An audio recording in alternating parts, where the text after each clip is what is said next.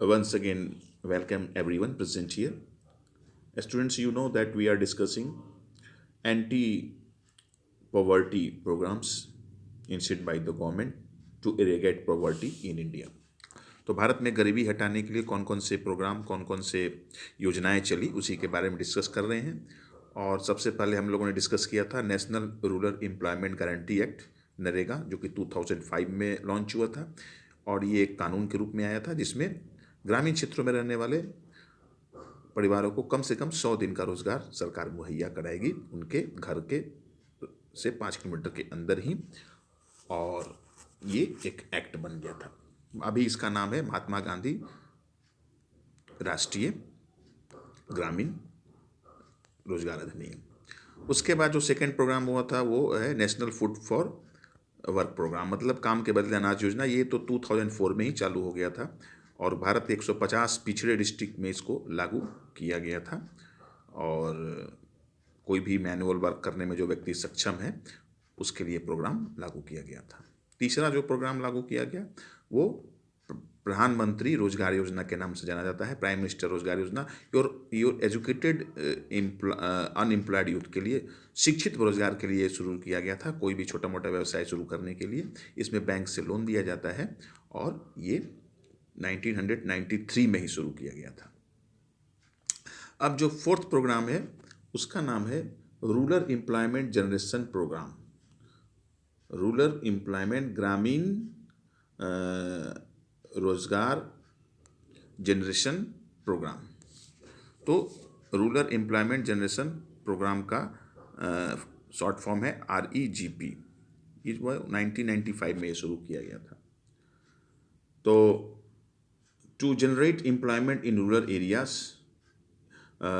Rural employment generation programme राष्ट्रीय ग्रामीण रोजगार उत्पत्ति योजना जो थी, जनरेशन में उत्पन्न करना।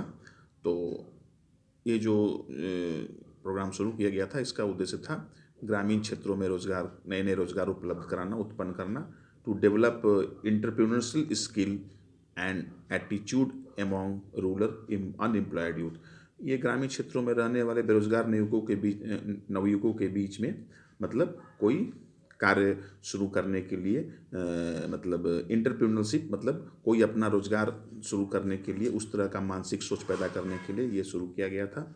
To achieve the goal of rural industrialisation, तो ग्रामीण क्षेत्रों में छोटे छोटे उद्योग धंधे स्टार्ट करने के लिए ये प्रोग्राम शुरू किया गया था। To facilitate participation of financial institution for higher credit flow to rural industry, तो ग्रामीण क्षेत्रों में बेरोजगार शिक्षित बेरोजगारों को अपना खुद का कोई पैसा, खुद का कोई धंधा शुरू करने के लिए ये शुरू किया गया था। इसमें बैंकों से उन्हें लोन दिया जाता था। फिफ्थ जो प्रोग्राम चला पॉवर्टी एलिवेशन के लिए वो था स्वर्ण जयंती ग्राम स्वरोजगार योजना, और ये 1990 में लागू किया गया।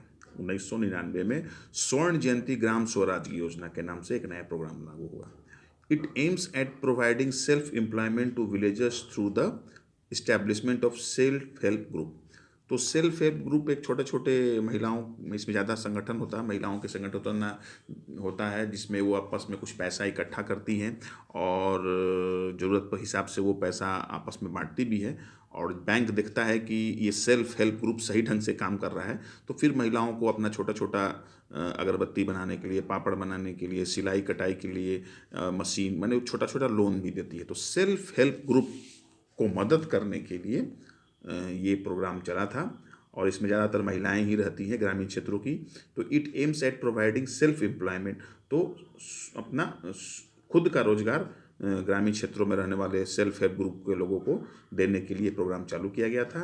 और activities clusters are established based on the aptitude and skill of the people which are nurtured to their maximum potential. तो लोगों को अपनी अपनी क्षमता के हिसाब से उनको उस तरह से प्रशिक्षण दे करके और उनको अपना रोजगार शुरू करने के लिए ये फंड की व्यवस्था की जाती थी बैंकों के द्वारा। Funds are provided by NGOs, banks and financial institution. तो NGO भी इसमें आते हैं, नॉन गवर्नमेंटल ऑर्गेनाइजेशन, बैंक्स भी है, फाइनेंशियल इंस्टीट्यूशन भी है। तो ये सेल्फ हेल्प ग्रुप के मेंबर्स को अपना छोटा छोटा रोजगार और धंधा शुरू करने के लिए ये प्रोग्राम चालू किया गया था।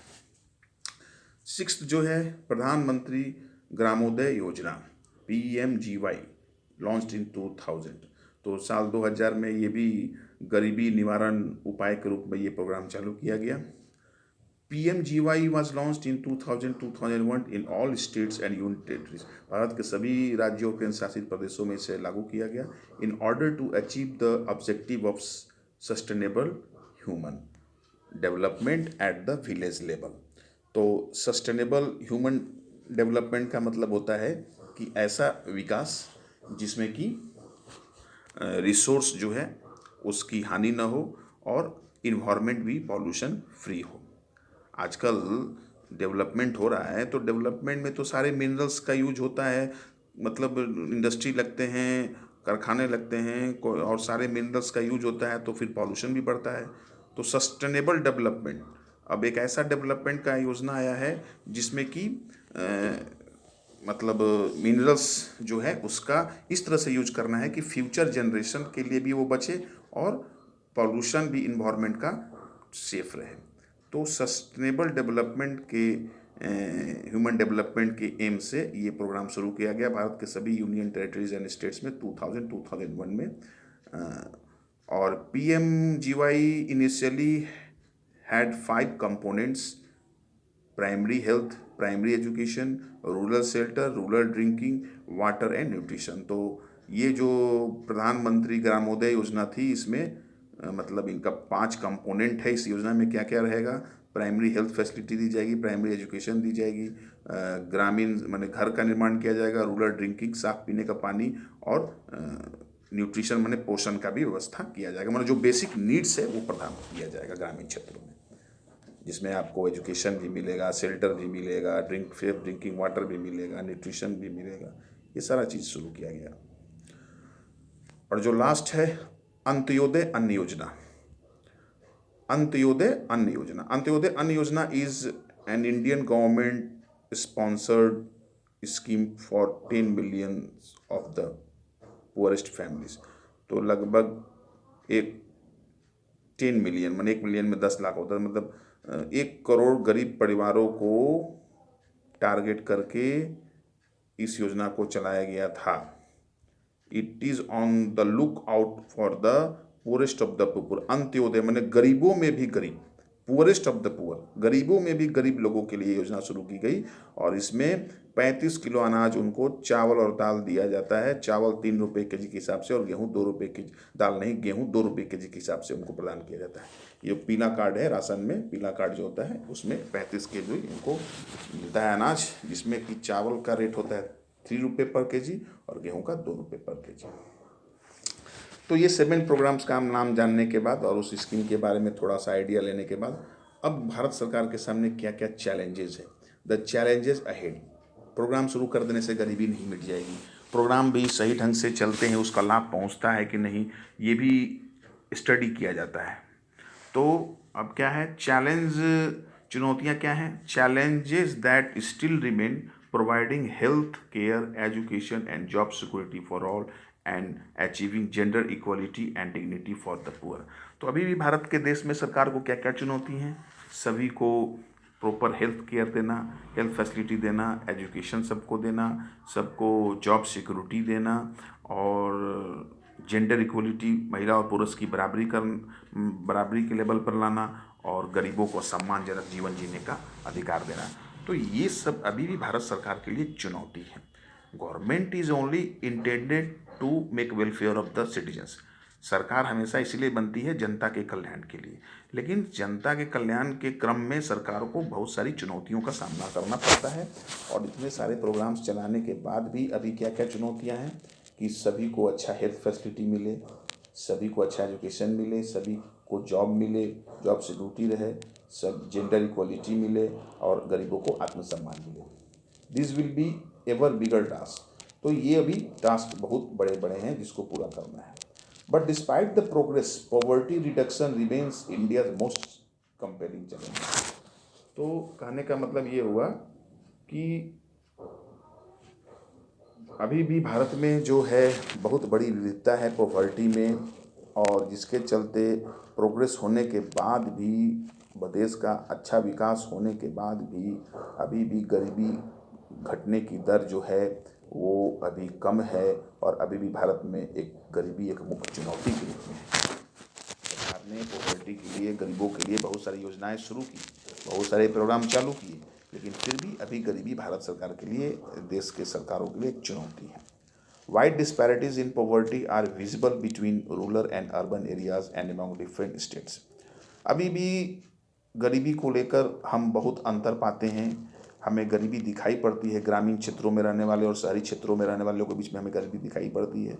कोई BMW कार में चलता है, कोई 10 लाख, कोई 20 लाख के, कोई 1 करोड़ के कार में चलता है, और कोई पैदल नहीं चलता है ग्रामीण क्षेत्र में। वही इंडिया है। एक ही इंडिया में इस तरह की डिस्पैरिटीज़ मिलती है। फिर अलग अलग स्टेट में भी है। कुछ स्टेट के लोग कमाने के लिए दूसरे स्टेट में मजदूर बन के जाते हैं, और कुछ स्टेट जो है वहाँ के लोगों का इनकम अच्छा है। उसके बाद certain social and economic groups are more vulnerable to poverty. समाज में कुछ सोशल और कल्चरल रूप से जो बैकवर्ड लोग हैं, जो मतलब जंगली क्षेत्रों में रहते हैं और सोशली और कल्चरली मतलब उतने प्रोग्रेस नहीं किए हैं, तो वो गरीब बने की उनकी हमेशा संभावना रहती है गरीब रहने की, तो जिसके चलते वो भी सरकार के लिए एक चुनौती है। Poverty reduction is expected to make better progress in the next 10 to 15 years.